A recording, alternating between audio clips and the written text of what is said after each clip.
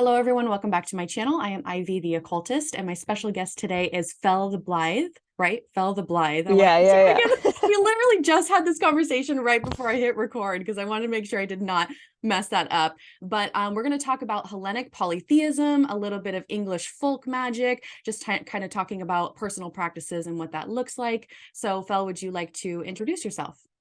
Yeah, hi. I'm Fel The Blithe. I'm a Hellenic Polytheist YouTuber. And, well, yeah, it's mostly just YouTube. Don't try to find me on social media. I'm not there. My pronouns are she or they. I'm trying to think of anything else that's important for me to introduce about myself. I don't think so. Okay, we'll have all her links down below in the description box anyways, if you want to check her out and check out the content that she has, because I think what you are one of the very few Hellenic polytheists on YouTube. There's Yeah. like not much content for that. So let's just start out with, if you had to explain this to somebody who has absolutely no idea what we're talking about today, how would you describe Hellenic polytheism? And then if you want to go into that whole little tangent about Hellenic versus Hellenistic, go for it. Sure, sure. So honestly, most of the time, if I'm like explaining it, there's like several different layers of, what's the baseline for who I'm talking to. If I'm talking to someone around my age who is like kind of, knows about different spiritualities, I'll say witch. I don't actually identify as a witch, but I live in a very witchy area, so like that's just something if I don't feel like explaining.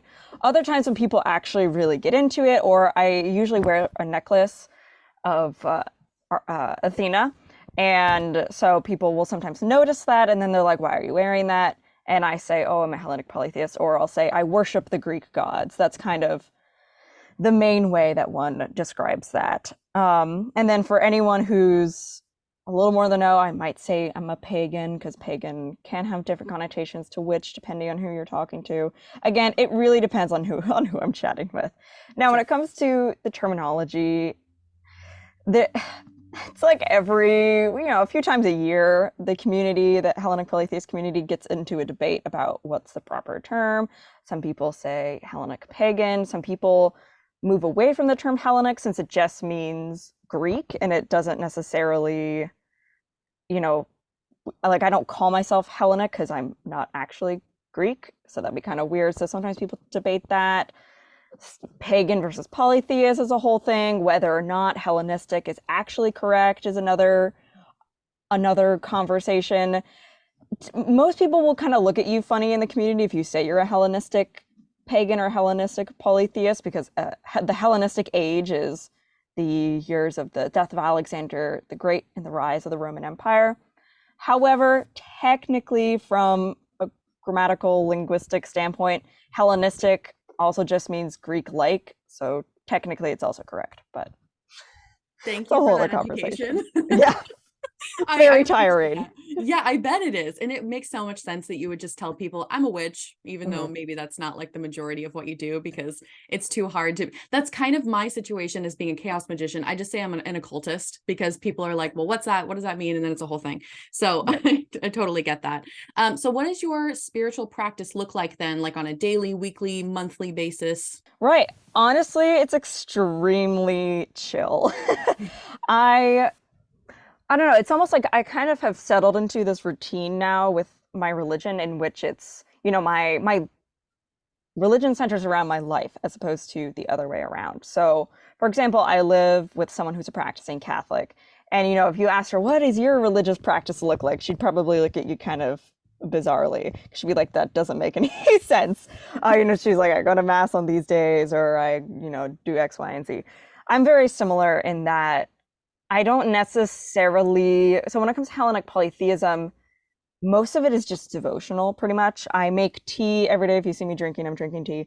Um, and I pray over my tea every single day, every single time I make tea. I just say to all the gods of this place, all the ancestors of this place, or I'll name a specific deity. Like right now, I'm starting, or actually for the past year, I've known that I'm going to be moving. So I'll make extra sure to pray to Hestia.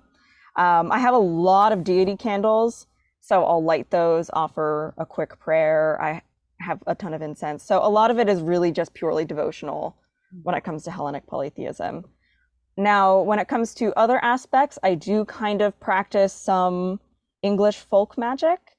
as well as some planetary magic. I tend to line those up because they line up very nicely because a lot of times folk magic was centered around various parts of planetary magic. So yeah, I kind of just that's when I do like workings or spells. That's basically mostly what I do. And people have asked me, like, oh, do you replace the saint names? I find that to be weird. So I don't, it seems weird to me to be, remove Saint Joseph, for example, and swap in Hestia. Like that just feels bizarre to me. So Sure. I will kind of follow the verbatim of that working. And I tend to only do that if I like really am in, you know, needing something or have a lot of my plants I bless with during like planetary hours and whatnot. So I time the watering of them. But Right. those parts of my practice are like really separate. Got it. Okay. So, a question for you then. This is something that I wanted to know out of my own curiosity. As a Hellenic polytheist, do you worship all the gods at once, or are you working with Mm. very specific gods? What does that look like? Yeah, that is another fun conversation. I have been a moderator in like witchy discords where they center around witchcraft, which can get very interesting. Because people will be like, oh, focus on one deity at a time before another one. That doesn't really make sense in Hellenic polytheism. Like why would I ask Apollo for something that's in Aphrodite's domain? That doesn't really make sense. So what tends to happen in both modern Hellenic polytheism and historic Hellenic polytheism, I guess I should probably say that one of the main things with Hellenic polytheism is it tends to be very reconstructive. Mm, So it kind of reconstructs historical mhm. practices. And that's a spectrum, obviously. But generally, one would find that a household, sometimes an individual, but oftentimes a household, would have like a personal pantheon. So you'd kind of you'd ultimately honor all of the deities, right? Like, so when I pray, I say to all the gods, or to all the gods in Hesta first and last, and also to specifically this god and this god. So it's technically worshiping or honoring, giving offerings to all the gods, but I have a specific personal pantheon of gods that I feel closest to, if that makes sense. I like that. No, I like that idea of having your own personal pantheon, but you're right. It doesn't make sense to just work with one deity as a Right. polytheist. So that's why I wanted to like clear Yeah. that up because I see people practicing in very different ways and I don't know. I mean, culture is always fluid, right? So very, very interesting. So what deities do you feel that you are closer to some versus others? Like, do you have one or two that are like your favorites? Oh gosh, I don't know. It might be a bit hubristic to say which ones are Let's my favorite. let's challenge the gods and like make you pick your favorite. Just kidding. It's funny. So when I didn't start out as a Hellenic polytheist, I think most people don't. I've met one other person, and she's my co-host for Test Tubes and Cauldrons, Henny, who's actually started out as a Hellenic polytheist. It's very rare that people don't get funneled in from a different sort of spiritual path. But I started out as like a witch, a classic. I was on Witch Blur, all of that, classic modern Nice. witch. And I started worshiping Aphrodite and the nymphs. Interestingly, I get drawn into the gods like cohorts or their what's the word? It's not a cohort. I guess it is kind of a cohort. Like they're little ensembles, right? Like Dionysus has the Maenads, Aphrodite has the nymphs, Apollo has the muses, etc. So I kind of get wrapped in through that. So I started worshiping Aphrodite and the nymphs in a very modern witchcraft way, and then I kind of had this moment of realizing that I was feeling very connected and had always felt connected to the muses. And then via the muses, I got drawn into Apollo. And for a really long time, it was just Aphrodite and Apollo. And then I sort of went to Hestia. I sought Hestia out when I was first moving 5 years ago. And then slowly it was like everybody, everybody came in. And then suddenly it Nice. was just like Athena, Artemis, and so on. So I would say my main personal I'm looking around because I'm looking at all my altars. I would say that generally, like there are certain times like where, for example, Asclepius, who's the god of health, will, sometimes it's him, sometimes it's Zeus. We had a really horrible drought last year, so there was like a lot of beseeching of Zeus. But generally, my personal pantheon tends to be Apollo, Aphrodite, Artemis, and Athena, I would say, are the main, and Hestia. So those would be like the main five. Yeah, that seems like so much work to me to be able to keep up with that many relationships.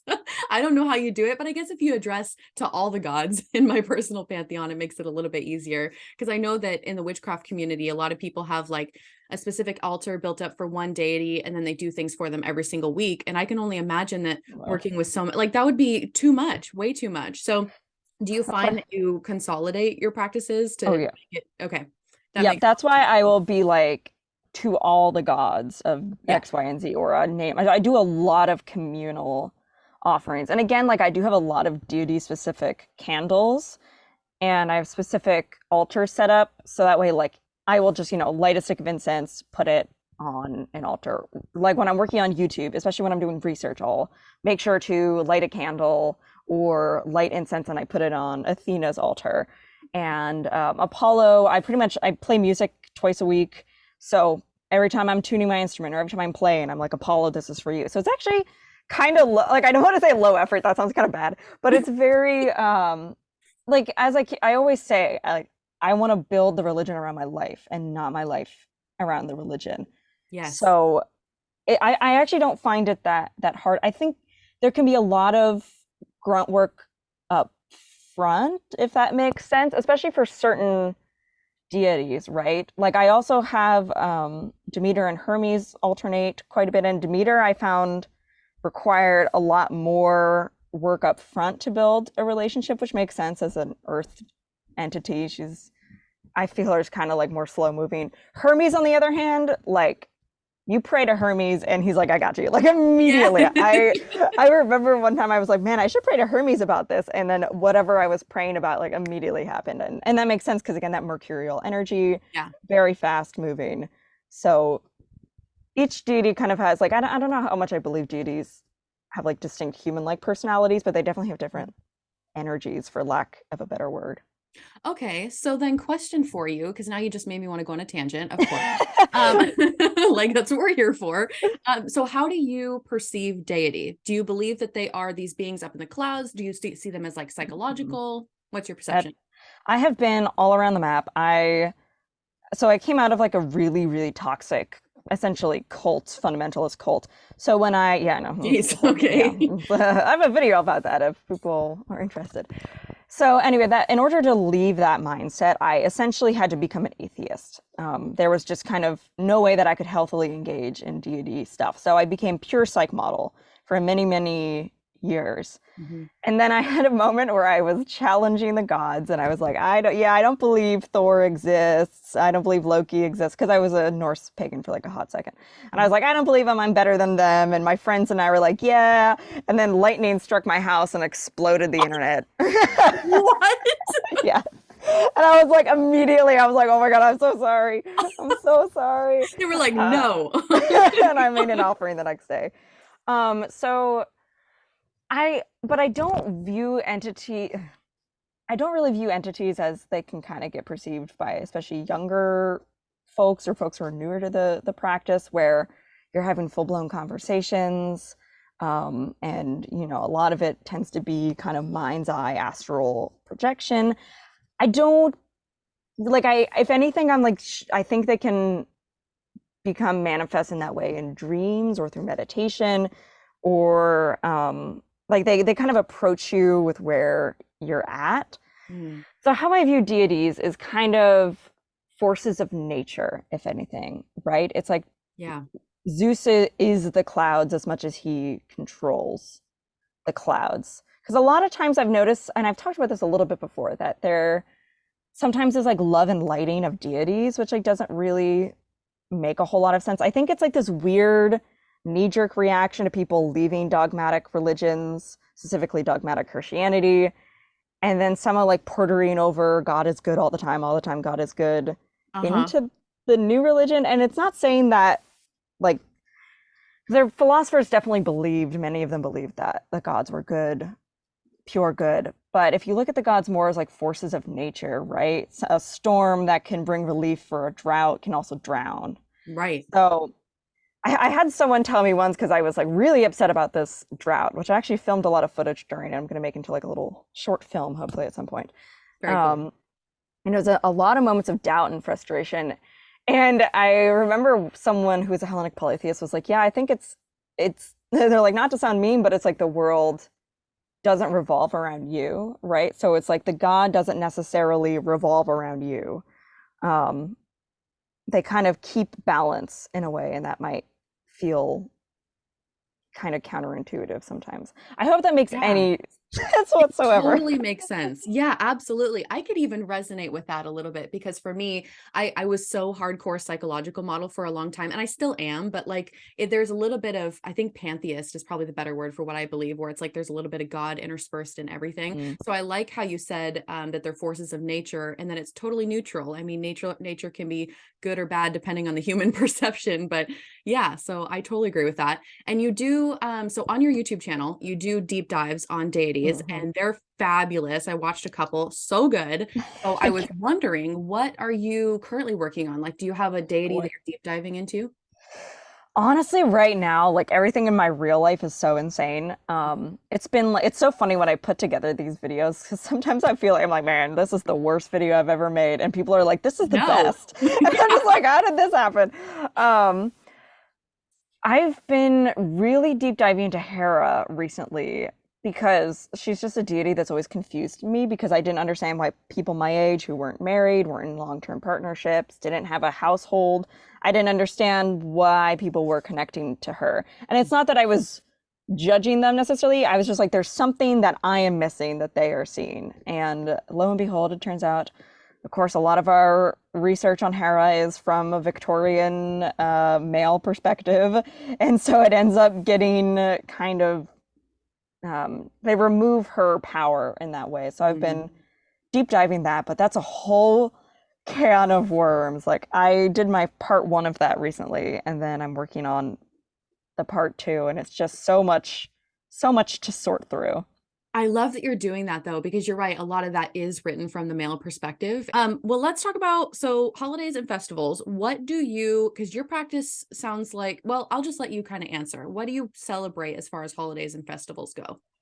Oh man, it's funny. I alternate when it comes to festivals, whether or not that year I'm really into them or not. It's so hard because it's really hard to be a solitary Hellenic polytheist, especially in a very reconstructed sense, because the religion was a communal religion. There's just no getting around that. Like it was built, all of these festivals were gigantic grand processions. People would shut down for the day. You'd all visit the temple. Each person would have their own role in the festival. So it's about the ultimate greater health of the community and the family. So being a solitary person can be very hard sometimes. Now, one of my friends does, like, they're not a Hellenic polytheist, but they will sometimes practice with me. But again, like, that's not really the same. So I'm kind of Yeah. like trying to figure out where I stand with that. There are a couple festivals like the Adonia and the Hykinthia, which I really like. They're kind of dying, rising festivals. Honestly, I just celebrate like a lot of kind of modern Christian festivals as well as the Wheel of the Year. Some people, when I said that, they were like, "Oh my God!" I'm like, "Listen, it's fine." But to me, because the community is the more important aspect to me, right? So there's no reason why if because again I live in a very witchy area, so I'm like, there's no reason why if someone wants to have like a Beltane festival that I can't also join in and see a different aspect to it in that way. Yeah, no, it's totally about the community. I agree. I've been wanting to build my own wheel of the year for a while, but also it's kind of lonely when you do that. Yeah, So yeah. yeah, I totally agree with you there. Well, let's talk a little bit about your English folk magic practice. I kind of want to go into that. I guess let's start with like what's the most recent manifestation, if you're willing to share, of course. If it's private, totally understand.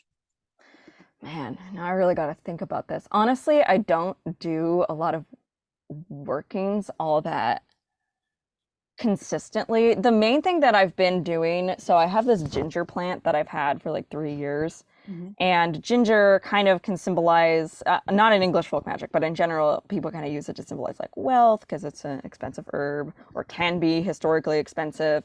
It's underground, it grows, it's rhizomes, or grows sideways, etc. So, I've blessed it now for like 3 years. I'm on its third round. So honestly, one of the last ones I did was using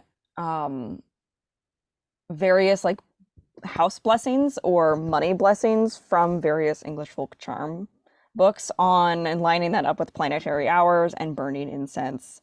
And then also, I think I also called in Hermes as well. So I just kind of this whole like syncretic working to kind of fuse this ginger plant. And now I kind of try to light incense on that ginger plant because it's, you know, in a big pot. I'll light incense on it on a certain planetary hour on a certain planetary day and to kind of feel that. So that's like honestly the main one. I will probably start doing a lot more workings once I start really actively looking for a new place to live. So I tend not to do stuff until like I really Need it. because That's when fair. people are like just like you got to do spells like once a week, I'm like, what are you people No. doing? No. Too much work. I'm like on a monthly basis, you know, Yep. like once a week, that's way too much. Definitely just do it when you need it for sure. Right. How did you get drawn to English folk magic specifically then? Like what drew you in? So actually, it was Ari the Oak Witch in many Oh, ways. love Love her. Ari. Um, so I'm English, I guess. Like my name's Felicity. It's an extremely English name. All of my ancestors, not all of my ancestors, but a lot of my ancestors are from England. The area that I live in is extremely connected to England. I work in like history, and that place is sort of Revolutionary era war, and all of them would have been English citizens. So it's just very much steeped in, I guess everything I do is kind of steeped in that kind of cultural context. And I find it because I tried to do some like Scandinavian folk magic stuff, and some of that stuff is like ancestral, like Santa Lucia or Sancta Lucia in Swedish. So some of that I will do, but it's just so hard to look at Scandinavian folk magic and navigate the like minefield that is. Yes. So that's honestly a lot of it. And I found the English folk magic really interesting too, just because it's from just a religious history standpoint, because even the Puritans practiced some forms of English folk magic, which I found Yeah. interesting. Yeah, I think they brought a lot over for sure. I mean, I haven't done a deep dive into witchcraft specifically by region, but it's definitely fascinating to me. So, I guess are there any resources like any books or podcasts that you would recommend for Hellenic polytheism and then also English folk magic if you want, if you have your like favorite books you want to share? Right. For English folk magic, I'm just going to send everybody to Ari. She Yeah. has all of the book lists anyone could ever possibly need. I So love her. Yeah, definitely check out Ari the Oak Witch. I'll link her channel in the description box as well. We both love her. So, yeah. yeah. Um, Man, in terms of Hellenic polytheism, that is another minefield. I would say I unfortunately cannot, in good faith, recommend any book that is about Hellenic polytheism specifically. Mhm. A lot of those books are a little funky, and I honestly don't recommend. Yeah, that's a kind way of analyzing them. And I wouldn't recommend people read those until they actually have a grasp of the historic religion and you're able to kind of see what's, you know, BS and what could resonate with you. I would say maybe Greek Religion by Walter Burckhardt. And the reason I'm hesitant about that is because Burckhardt has every year, not every year, but every so often in the classics field, they just decide that the previous classics were all idiots, and I think Burckhardt's starting to get into that. But honestly, his Greek religion book is a very good base ground. Yeah, honestly, I think that's probably my main recommendation. I have a few recommendations in one of my channels, but honestly, that theoi.com is probably the best place for deities because again, they pull historical references and all of that. I always tell people read the Odyssey, read the Iliad. They won't necessarily help you from a religious standpoint, but they can help you from like cosmology. Also the Theogony, which I'll send all of these to you, so you Thank can go you. through it. The Theogony, which is another book. The main thing is like to not take any of these as sort of Bibles, right? Mhm. Like some people view Hesiod, who wrote the Theogony, as a freaking weirdo. He was a weirdo, but his book is very seminal in understanding in general the Mhm. cosmology and the mythos. Honestly, Wikipedia is pretty good in terms of finding resources.